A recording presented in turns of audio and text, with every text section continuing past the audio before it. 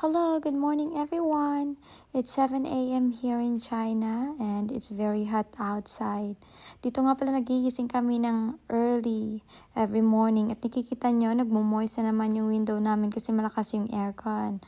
And eto na, nagising na yung batang makulit. Pagkagising niya, diretso agad yan sa playroom. O, ayan.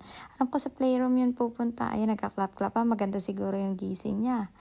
At eto nga, ditong point na to ay sinasabihan ko siya na nawawala na yung playroom niya. Ayan. O, di ba masaya pa rin yan kasi alam niya kung nasaan yung playroom niya. O, di ba sinasabi ko na sa inyo, hindi yan kinakabahan kasi alam niya nandyan yung playroom niya. At ayan na nga, pagkagising niya, diretso sa playroom, tsaka dyan siya tatambay. At ditong point na to ay may sinasabi siyang language na hindi ko maintindihan. Meron siguro silang baby language na sila